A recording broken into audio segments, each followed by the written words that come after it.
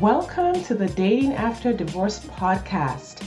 I'm your host, Shade Curry, and I believe every divorced woman deserves a romantic relationship where she feels safe, loved, and cherished. You can create the most amazing life after divorce, and I will teach you how.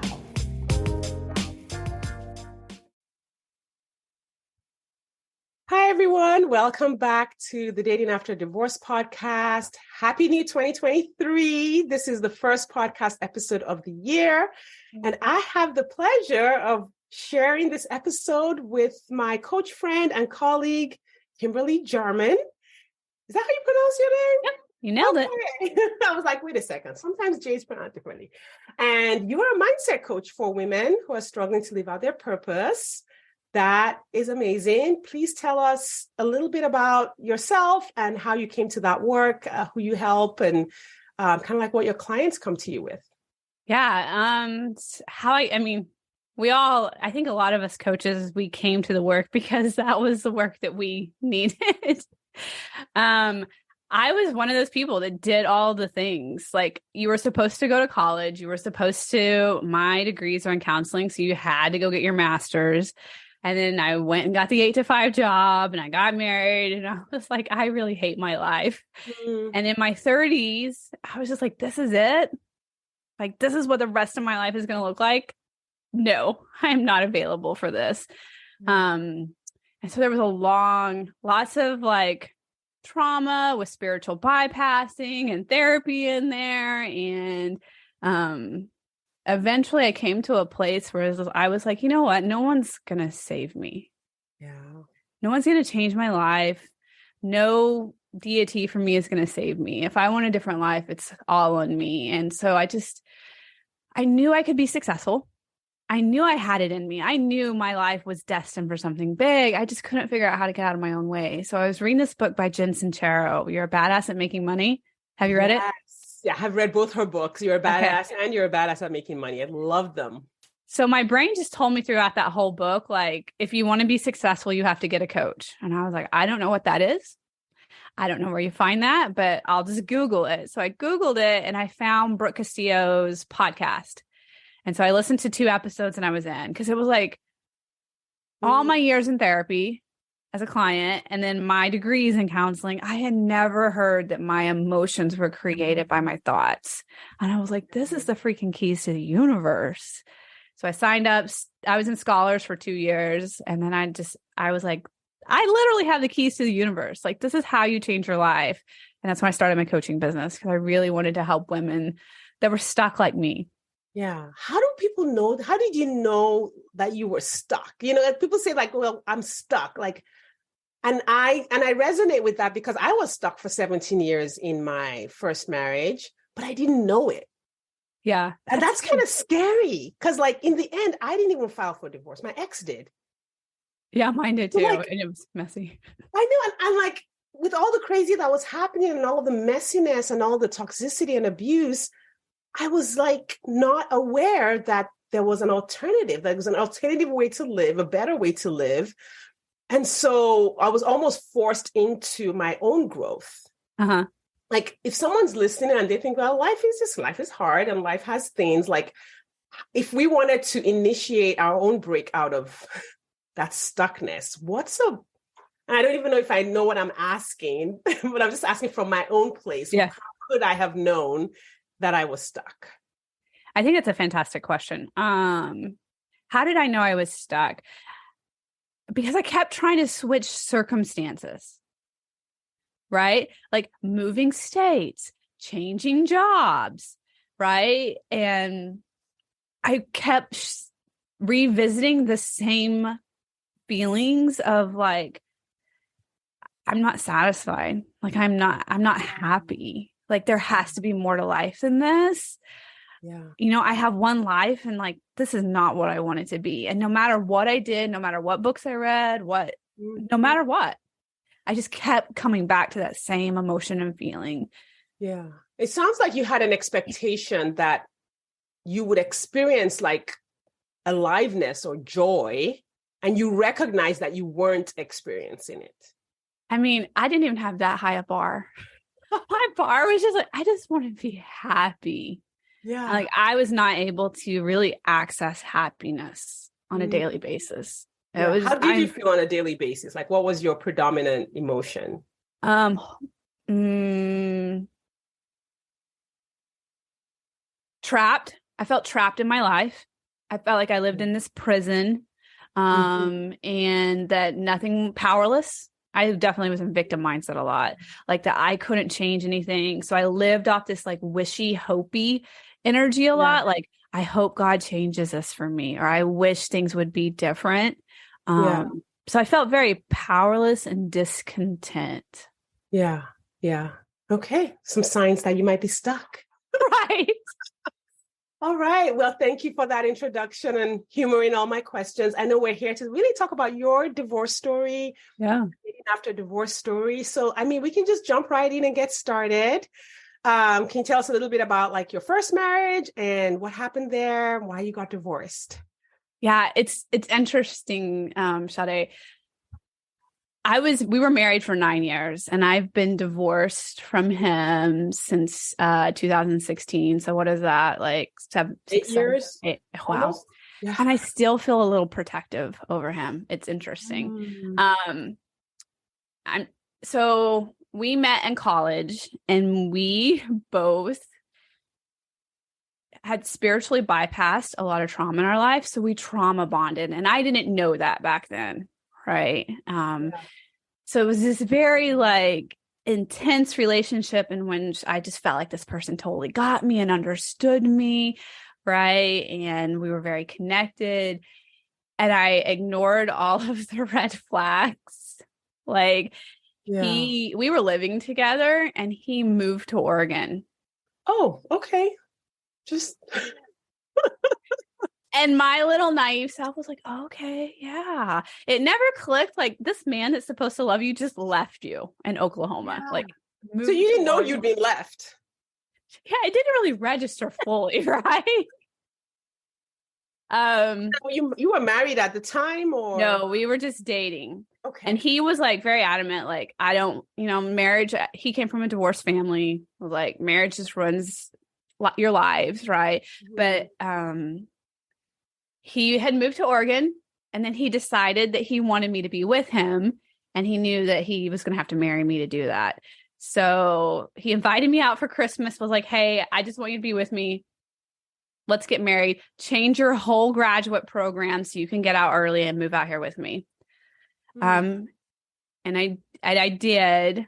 And you know what? Like I sent out the wedding. So that was in December. The wedding invitations got sent out in February because we were going to get married in July. And I knew I didn't want to get married to him, but the invitations were already gone out. And I just didn't, I didn't have the courage to disappoint people or him. So we got married. And within the first year, I was like, I don't want to be married to him. Because it was just so like, if you have two people that are trauma bonded, you have to expect like there's going to be a lot of like chaos, right? Two broken people together that don't know how to cope well. So there was a lot of emotional and verbal abuse. Then it, of course, escalates like it does, right? Into there was introductions now of like physical. And we stayed married for 9 years. And every year I wanted a divorce and I would talk to him about it, but it was like we were so bonded together. I lived in these thoughts of no one else will marry me.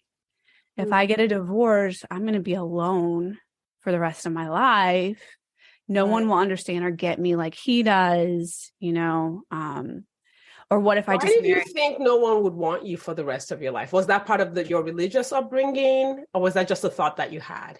I think it was just a thought that I had, right? Like you're married, you're going to be old. You're not going to be 20 anymore, right? Like you're going to be 30s. Like, yeah. It's interesting. Everybody else is taken and married. Yeah. Right? Because you weren't old at that moment. How old were you? When we finally got a divorce, I was 34, 35. Yeah. So your brain went from 35 to, I don't know, 85? I guess. I had a few gray hairs and some lines, so you're just not available anymore. Yeah, but this is what our brains do. 100%. Yeah, and it keeps you stuck. Like I wanted a divorce so bad, but those thoughts were so powerful that they just kept me living in this life over and over. And like I even towards the end, because we lost everything in a flood. And so then like my depression had turned into PTSD at that point. Gotcha. And my psychologist was like, you're in a domestic violence marriage, right? And I was like, no. Wow. I've been through graduate school and studied this. No. And then it sat with me and I was like, oh my God. Like, yeah, yes, I am. And I still didn't have the courage yet, to ask for a divorce, because that's what's so like in those type of relationships, it's not always all bad. Right. It's like a good week, a good 2 weeks, then we have a bad week, or we have 2 bad weeks, and it's just this constant like up and down. Right. And on the good weeks, like you completely forget what happened before. Yes. And I think what really helped me start to set boundaries, which the boundaries precipitated him filing for a divorce. So he was not available for me to set boundaries. Okay. I remember that month I had documented every day. I remember it was April, and I said, I got a journal and I numbered every day of the month. And I was just going to write down everything that happened for a month. Because I was like, I had no clarity about what was happening. And at the end of those 30 days, I was like, oh, because we went through all of the cycles in those 30 days. Yeah. I love that you did that. I did not have the wherewithal to do that. Right. I mean, that was married for 17 years. So, But at that point, like the combination of like our relationship and the chaos of that, and then me having PTSD, like I was starting to tailspin, right? And I was just like, I could not get any relief from negative feelings. So I was then starting to self-medicate. And what really led to finally, I won't take the credit of being courageous and leaving the marriage, right? Yeah. My subconscious self decided to burn my life down to get me out of it, right? So that's courageous. What happened is like I developed a crush on another man, and I am a very honest person. So I told my husband, I was like, I have a crush on this guy, and he was irate, of course, right? And he packed his shit up and he said, fine, we'll separate. And I was like, well, let's just do a 3-month separation, right? I wasn't ready for the commitment of divorce. I was like, let's just do a 3-month. If we miss each other at the end of the 3 months, we'll reconvene. Because we'd already been through 2 marriage counselors. And I was like, if we don't miss each other, then that's our sign and we'll just continue to go our separate ways. He's like, fine.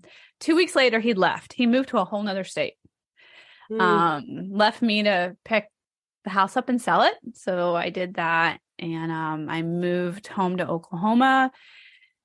I tried my best to like mend that relationship with him, and he just was not available for it. And I found another person to have a relationship with, and he hacked into my account and found the messages between me and this other person.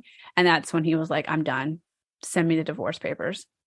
So it was super messy. Like, I'm not proud of that, but I just wasn't a person that had enough courage to be like, I don't want this anymore. And I felt like such a victim, right? Like, yeah.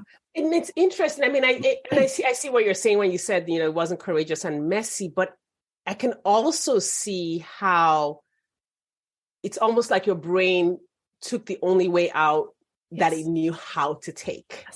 Yes. Like, this is the only way I know to take out. And I mean, of course, if someone had sat in front of you and said, here are your 10 options, and all of them are available for you, and all of them are okay, and here's permission, of course. Yeah. But, when you don't have that, right, you're relying on whatever emotional maturity you have to make those choices. So in its own way, but still courageous. Yeah. That's my professional opinion. Thank you. Yeah, so that's how we ended up getting a divorce. And it's really interesting. Like, I understand. Like my whole thing is I didn't want to hurt him. And like I ended up hurting him in the worst ways possible. But we still maintained a bond in a relationship. Mm-hmm. Like we were still friends up to 5 years past our divorce. Yeah. Yeah.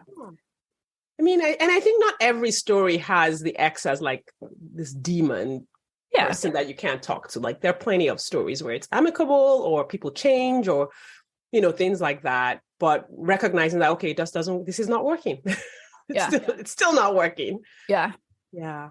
Yeah. Awesome. So how about dating? How did that happen? I mean, obviously because I went from one relationship to the other to get out of another relationship. Which is interesting. So because I mean, it sounds bad, but I'm fascinated by the fact that you just kept finding these great men or these men. Oh, they're not great. People are like, I can't find any men anywhere. You're like, I'm just lining them up. Yeah. Yeah. It's interesting. Like when you're not healthy and you don't have a lot of self-awareness, you keep repeating the same pattern. And I became aware of that. I was like, I am dating the same man. He just has a different face. Yeah. What were the patterns that they all shared? It's like that bad boy. I need to rescue him. If I just love him enough, right? He'll become healthy and then I've won and he'll love me and I'll be lovable, right? Emotionally unavailable, but also always trauma bonding, right? They've had really shitty things they have not dealt with. So we'll just bond over that together. Yeah. Yeah. So would they talk about their trauma with you and what they'd been through? Yeah. Yeah. I mean, I do think like, I mean, I'm a coach, right? Like I wasn't a coach back then, but I do have this ability to just connect with people and hold space, which makes them feel safe to allow to share that. And I'm also a very vulnerable person. So it was just like, oh, here's all my stuff. Mm-hmm. Yeah. How would they respond when you talked about your stuff? Was there any reciprocity?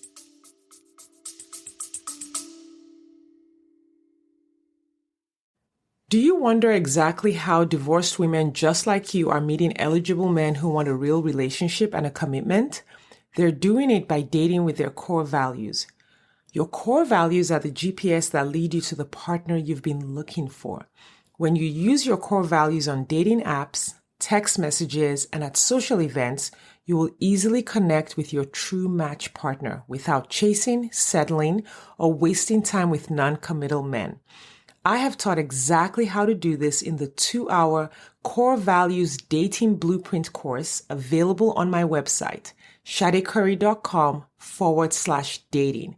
That's SADECURY.com/dating.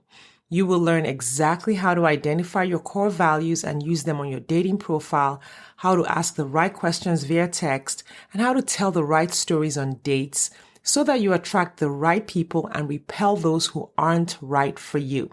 If you're ready to meet your true match, hop over to shadecurry.com/dating or click the link in the show notes. Now back to the episode. Yeah, I do think there was, because I think there was a little bit of like their need to rescue someone as well. Interesting. Right. Here's this broken girl. Yeah. But also like, here's this broken girl that's I can also take advantage of. Yeah. Right. Yeah. So how did you change that? And within this messy story, I had 6 therapists along the way since grad school and then through PTSD and stuff. And it wasn't helpful for me. And I ended up in the psych hospital for suicide. So when I got out of the psych hospital, that's when I made that decision. Like no one's coming to save me. If I want a different life, it's all on me. And I just started to take responsibility for my life. And I knew, you know what? I don't know how to do it differently, but I do know that if I date people that I am attracted to, I'm going to end up with the same thing over and over. So I'm just going to make myself date people that I am not attracted to and see if that works out better for me. Okay. How did it go? It went really well. So, I lived with my parents and, I was 35 and I was living with my parents and I had bought a business and I was running my business. And next door to my parents was this beautiful couple that like I would walk by their house with my dog and I would like dream about them being my in-laws because they were like the sweetest people. They had a garden with a greenhouse and I'm like, this is who I would want to be my in-laws. And I knew they had a son that was my age. I was like, yeah, I'll just take that one. Yeah. So my dog died and I just marched my happy butt up the driveway to his house. And I was like, my dog died and I'm tired of hanging out with my parents. Do you want to go on walks with me? And he was like, sure. Cause he's real shy. Right. Now, and you said he wasn't attractive. I mean, he was handsome, right? But you know what I'm talking about, like that chemistry, or you know, like when you're attracted to people and it's like, you know what I'm saying? Like that. I know it's, and we'll talk about chemistry. Yeah, we'll get to that. Because I was trying to say, like, was he like an ugly? No, he was handsome. It just was like he was that good boy, innocent, which was not attracted to. Yeah. And like, so we would go on walks and it was so uncomfortable for me. I mean, it's not that I didn't enjoy being around him, but I just wanted to crawl out of my skin because I constantly felt like a bad person and not enough, not lovable, like I'm less than him, like he's never been married before, he's never made poor choices, like I'm not worthy to be with him. And that man would just, and I would be honest with him with that stuff, you know, and he would just be like, yeah, I just love you anyways. And he would just still go on walks with me. And as much as I tried to push away, he would just lean in and just kind of be that rock. Yeah. Yeah. Wow. I love that so much. That like is he your partner today? Yes, we've been married for 3 years now. We dated for 3 and then we've been married for 3 years. And here's what's funny about the story. So from the first time we go for a walk, right? No, our first date, we walk maybe for like 3 weeks together. And then he takes me on a date. 13 days after our first date, he's like, I love you. And I was like, oh, thank you very much. Good night. Nice to know. And I set him down the next day and I was like, I think that was in October. And I was like, that's how you feel? Fantastic. But you better not ask me to marry you come Christmas. Like, and so then he just waited 2.5 years later to ask me to marry him. At that point, he was like, I'm gonna make sure she's really ready. Yes. Yeah, I love that. Yeah, let's talk about the chemistry and attraction because this comes up so much in my coaching practice when I'm talking to women about dating. For a lot of us who are in those intense, chaotic relationships, I think, and I'm sure you know this, we mistake the infatuation, the anxiety, the intensity, even the pressure that a narcissist uses to love bomb you for attraction. Yes. Yeah. And it sounds like that's what you had experienced in your earlier relationships. Yeah. I came from a family system that that was also chaotic, right? Mm-hmm. And so my first husband, I basically married one of my parents. It's comfortable, it was safe. Like, I know this, the devil I know is safer than the devil I don't know. Yeah. Yeah. And I didn't know, like I was mistaking all that for like love, I guess. Yeah. Well, because love that you experienced as a child came in that package. Yeah. The love you observed came in that package. So of course your brain is like, yeah, this is love. Yeah. And we also see some of that on TV, movies. It's a little better now, but I definitely remember growing up reading romance novels or like all the like Barbara Cartland. These are like some British novels, Mills and Boons, Harlequins. The man was always dark, moody, wealthy, a jerk. Yeah. The girl was always vulnerable and poor. And then there would be like we were just programmed with that. Yeah. And so, of course, we think that's chemistry. We think that that's attraction. And I have an episode where I've talked about chemistry and attraction. And I also make sure like I teach my clients how to identify what it really looks like for them. But I want to ask you, are you attracted to your husband? Yeah. Yeah. I mean, how is it different from what you thought was attraction? Right. I've heard someone describe it like this before. Like before, like it was with my first husband, it was kind of indescribable. It was like exciting, right? And like just this deep feeling of connection. With my husband now, like it just feels like a partnership, and like it's very calm, and it's not like emotionally like highly charged. Yes. Yeah. And sometimes there are moments of high emotional charge. But it's not this constant. Yes. Like when you look at the graph, it's not spikes, and those spikes are happening in rapid succession. It's you have this amazing calm. I love that I used the word calm, peaceful.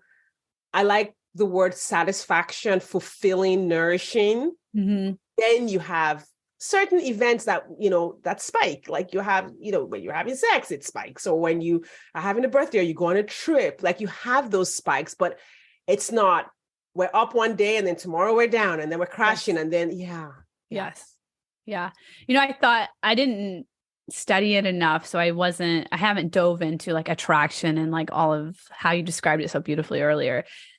I took it to my Oklahoma version. So my husband is a deer hunter, and I love animals, right? So I look at like how bucks and does and the breeding season of them, right? And I also know that we're animals. So I looked at it very simply from that. Like, okay, so if I take the biology of attraction, I am a mammal, right? Of course, as a female mammal, I'm going to want to breed with this strong buck.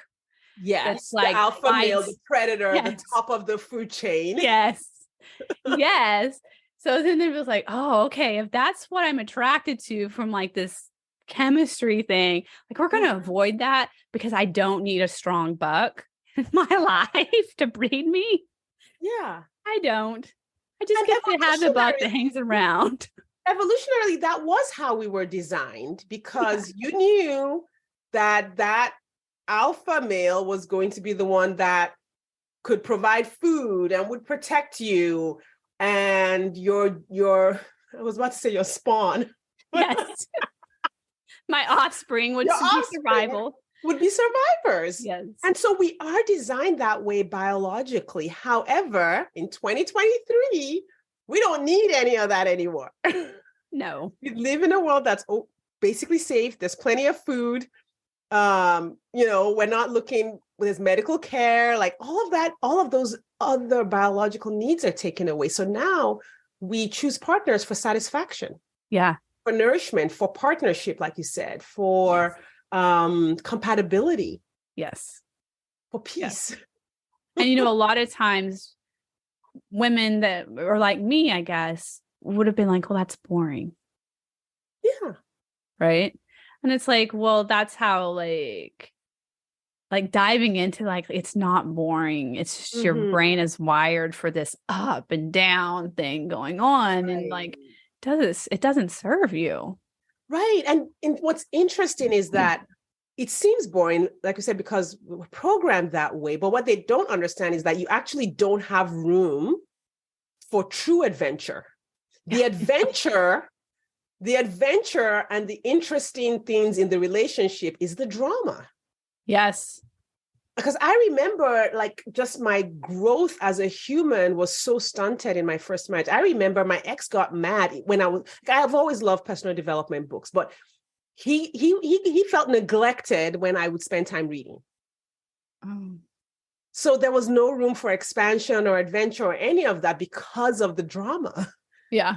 Really hard to expand your life, to create new friendships, to do new things when there's so much drama. Yeah. And what's interesting in that is like, so my ex was a college football coach. So they would go to work at 6 a.m. and not come home until 1 a.m. So I was by myself a lot, and if I wanted an adventure, I had to go do it with the dogs. Yeah.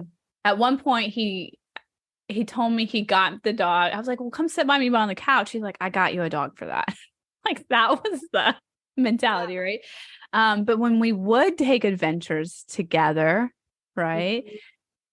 It wasn't an adventure because we fought the whole time. Yeah. Yeah. We go to a concert and fight over the parking space and be mad at each other the whole time at the concerts. We couldn't even enjoy any of that. Right. So the definition of boring, I think, for anyone who's worried that choosing a nourishing partner will be boring, is to say, what is my definition of boring? Like what really is, and what is my definition of exciting? Because I think sometimes we throw those words around and we're taking other people's meanings for that. And I think it really can be really good self-discovery. Yeah. I was going to ask you, so when you went up and I don't know if you introduced yourself that day, or if you did you know that I want something more? Or were you just looking for a friend? Or were you like, I want to date this guy? I wanted his parents to be my in-laws.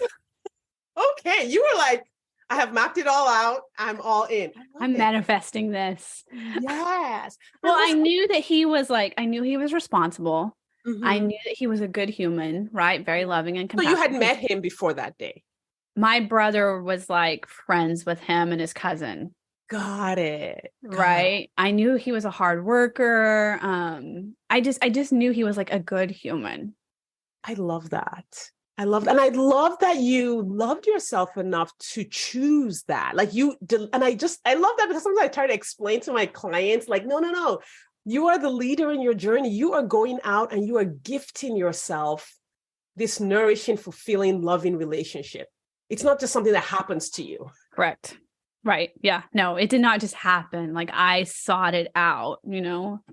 This is the kind of family I want to have as my in-laws. He's the type of person, these qualities that I want as a partner.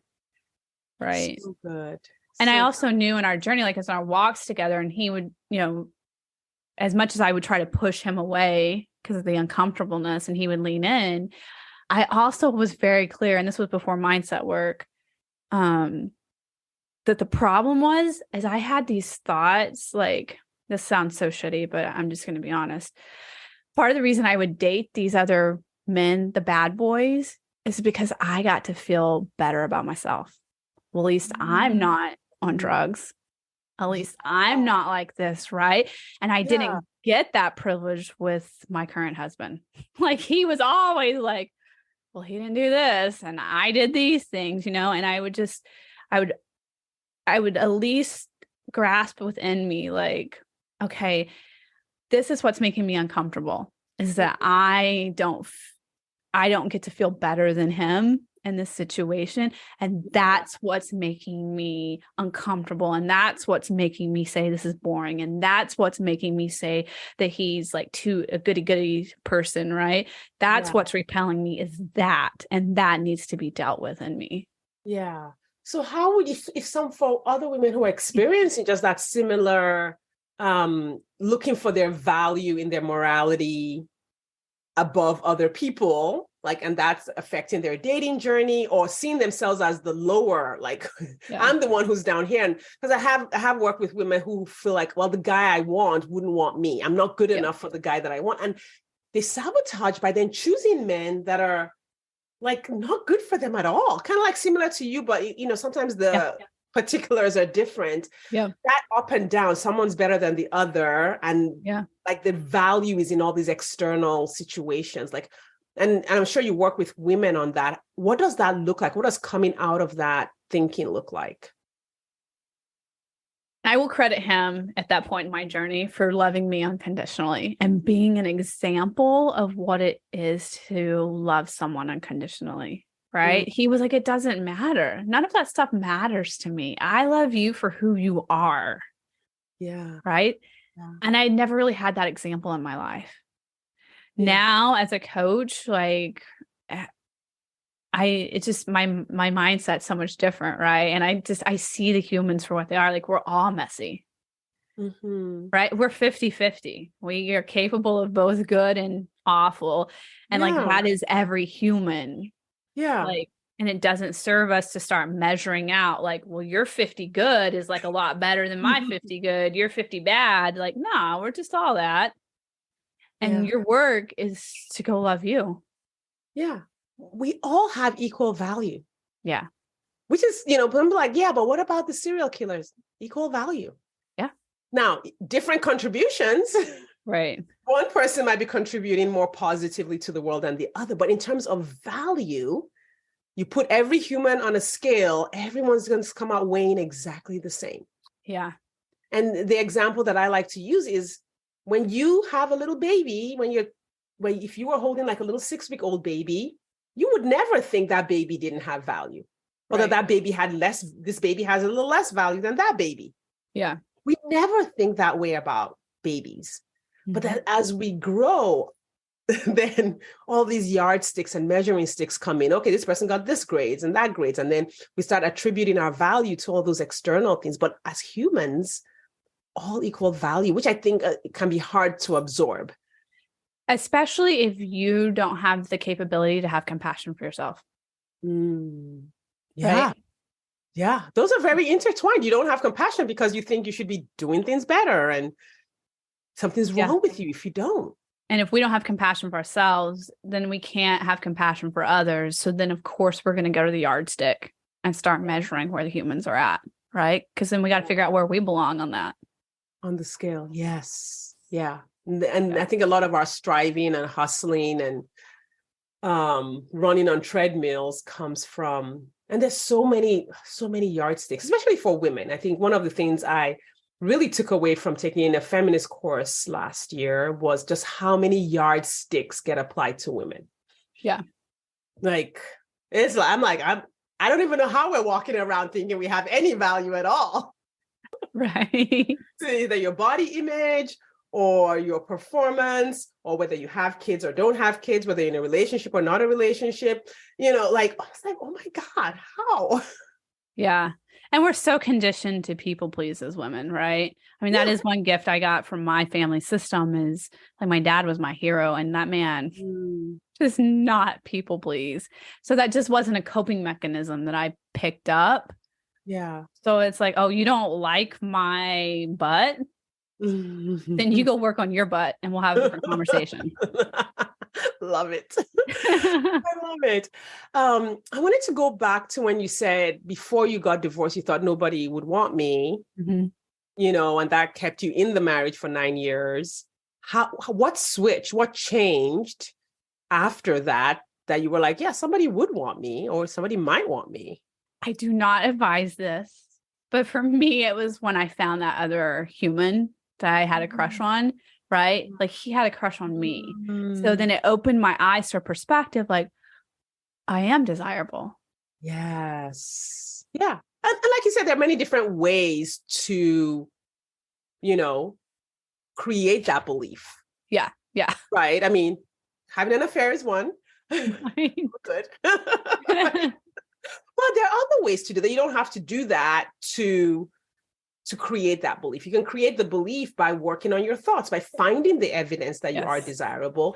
I have worked with clients where like sometimes they have really small breasts and they're like, nobody would desire someone who has a belief. And I'm like, okay, we go and look for evidence. Who do we know that is desirable, that is well-loved, who has tiny breasts? And it's interesting. There are a ton, okay, for those listening, Kim is raising her hand. There's a ton of, we started with celebrities. Yeah. So I remember this coaching call with this client, and I was like, let's look for, we found a whole bunch of celebrities with tiny breasts, and they're gorgeous, and they have partners. I'm like, okay, so obviously, small breasts are not a problem. Yeah. Now, of course, that's just one piece of evidence. Yeah. You do have to choose to believe the evidence and to believe that evidence is true for you, but that's the work. Yeah. I want to go, my brain is randomly believing that I'm not desirable. I don't even know why. It's just Right. decided that thought. Right. And I can switch that thought and I can prove it true because both can be true. Right. You might not be desirable to some people. There are some people who are like, gotta have the big breasts or nothing. Yep. But that does not negate the truth that there's a whole ton of people who are like, yeah, this is what I like. Yep. Yeah. And I think now that was just that version of Kim, right? Like she didn't know how to manage her mind. So that's, I guess her subconscious found that way. But if I look at it from a coach's mind, like, oh, what I did is I got a different perspective and I changed my thoughts. Yeah. That's all I did. Right. Yeah. It's like, oh, I am desirable, new perspective. And then I started looking for evidence to validate those new beliefs. Yeah. Yeah. And I think that's where the choice is there's almost like that moment where you decide that that's true, that you have enough evidence that one person, saying you look amazing is enough to open to choose the belief that might be true and then to go find the evidence. And we can do this on purpose. Yeah. It doesn't have to happen to us randomly because someone desired us, right. gave us evidence. It can be like, I wonder if you can even start with like little ladder thoughts. I wonder if I'm desirable. How would I know? Yeah. Well, what is desirable? What is your definition of desire? There we go. Right? Let's start there. And then do you desire you? Do you think you're amazing? Do you think you're beautiful? Like all of those, I think, are parts of the work that can be done to change our thoughts, change perspective. So I'd like to ask just a little more about your coaching practice. Now, do you serve a particular demographic or is it just, women, people socialized as women? I coach women. I have coached men, but I primarily focus on women who are driven and that they want more for their lives, right? Yeah. They want to be able to live in their full potential, but they just can't manage. They can't get out of their own way due to lack of self-confidence, or they just don't feel important. And that lack of importance causes them to be super driven to prove themselves. And then it creates a lot of self-sabotaging. Yeah. Yeah. What kinds of like situations do they get into, like being driven, but also not believing that they can create those changes? I have a perfect example for that. One of my clients, like I remember when we first started coaching, she's a banker and she was like in this dark office in a cubicle. And she had like got her degree. She was a single mom. She got her degree. And she's like, I really would just like a promotion. I've been in this position for 15 years and I would really just like a promotion. I was like, okay. So we started coaching. 6 weeks later, she had got a promotion to AVP. I coach her now from like the skyscraper that overlooks the city, right? She's got a new job. And it was just all because she didn't like, have that self-confidence to go ask for what she wanted in life. Yes. I love oh my God, that's such a great example. Yeah. Because we get it's the same thing as being in that marriage where you're stuck or being stuck in not dating. It's like our brain kind of sometimes just closes off the possibilities because it doesn't believe that the possibilities are available. Right. Right. Yeah. Or we're waiting for someone else to come bring the possibilities to us. Yes. We think it comes from the outside. We don't believe in our ability to make things happen. And you're such a great example of making those things happen in your life. Like, I just love your story. I'm like, yes, just go out there, pick the guy. Like, right. Right. And I wanted to share the thoughts that like kind of, because that's always what I'm wanting as a coach. Like we're in the same communities, right? And I'm like, what thoughts created this person to do that? So I want to share my thoughts about me that have allowed me to just like go after and that I want or whatever, I always had this thought, I'm pretty. Amen. And I believe that thought. And I have the thought like, I'm in good shape. And why wouldn't someone want me? That's so good. That's so good. And then it allows me to be confident, right? And like, yeah, why wouldn't you want me? And if you don't want me, like I've never worried about people cheating on me. Like, oh, you want to cheat on me? you can go cheat on me. You're just downgrading and I'll go find someone else. Yeah. And those are thoughts that create confidence. Yes. 100%. And, and everyone, because for everyone listening, you choose your own thoughts that create confidence. Like I know I'm pretty, but it's not, being pretty isn't something that like moves my soul. So it wasn't one of the thoughts that I used to fuel my confidence. I used I felt like I was very interesting as a person. I was very adventurous and exciting. And so those are the thoughts that fueled my own confidence when I was dating. I was like, yeah, who wouldn't want to hang around me? I'm amazing. Like, you such are a fun time. I'm super intelligent. Like, I make things happen. Yes. So like you find your own version of the thoughts about you that fuel your own confidence, right? And that fuel the things you love about you. Yes. The things that, because so many things are true that are about each of us that makes the thought I'm amazing true. And I think, and maybe you can tell me if it's for you, those were what I could access before I found coaching. Right. As I found coaching and like managed my mind and learned about all this, I have developed more and more deeper thoughts about me that build confidence. Yeah. Did you experience that? Yeah, I have. And it's interesting because I haven't gone back to think about it in that light, like from dating. But yes, like I think I have newer thoughts about my ability to, I think, stand alone in the world. It's interesting, like at the time in my life where I have the most support and the most people around me, I more than ever believe that I can do things, I can make things happen, that I can enjoy life. I think I believe more than ever in the last 3 years that other people's opinions are just that. They have no impact on me. They like means nothing about me. And I think until I became an entrepreneur, I really did take other people's opinions to heart. Yeah. But you can't make it in business if you do. Like, right. So I have worked that belief. I think another one that I think I always believed that my people like me, but I didn't, and then my husband would like me and but I don't think I believed that I was likable. And I think that is a thought that I believe now. I'm like, I am likable. Like I'm great. Like I just, because what I would do was I would take the one person out of 100 that didn't like me, and I would like stew in whatever happened or whatever it was. And I think I also believed that the way I showed up was not likable. Yeah. I had that thought as well. And so, and that came from childhood. There are things that were said to me as a child that really reinforced that. And I think entrepreneurship helped me develop the belief that like, well, yeah, but I'm still going to show up this way. First of all, it might be true that it's not likable to some people the way I show up, but I've come to see how I show up as a gift. Yes. Like it's a gift to the world. It is a gift to the people that I love for me to be how I am, who I am. Yeah. And as long as I am not using that to hurt others, it's my contribution to the world to be 100% me. Yes. And I think that's like why I love what we do so much. I mean, it is so life-changing. Yeah. But for me, for a long time, I think why I accessed I'm pretty is because I did not like my personality.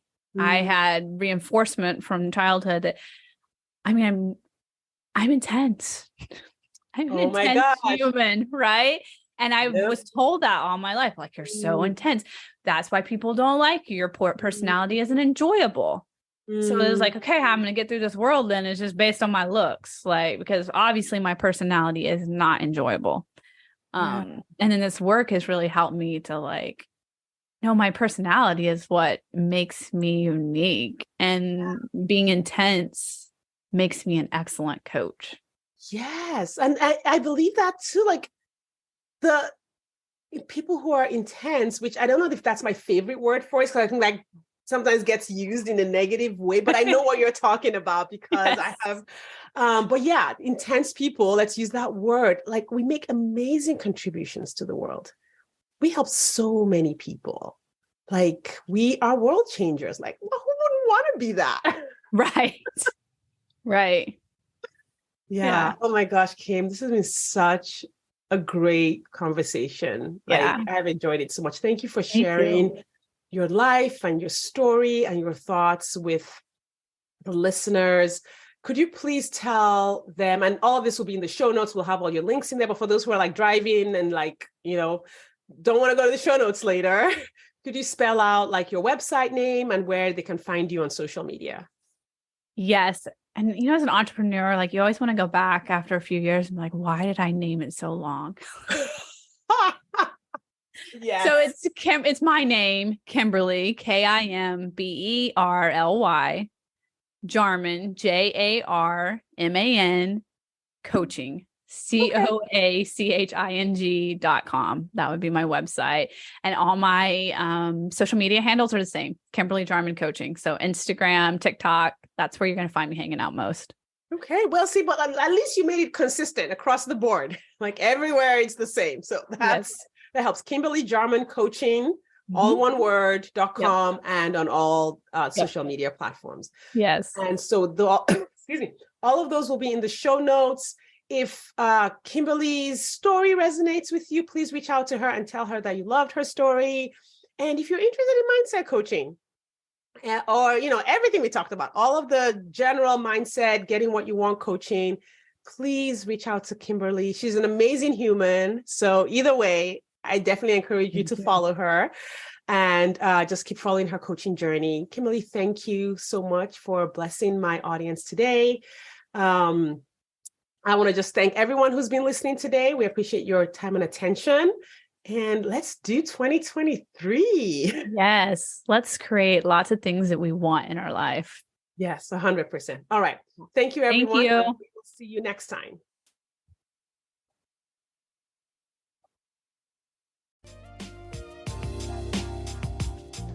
Thanks for listening today. If you are ready to get married after divorce, I want to invite you to download my free 8-video training specifically designed to help divorced women date with ease and get married again. Head over to sadecurry.com to get started. That's SADECURRY.com. I'll see you inside.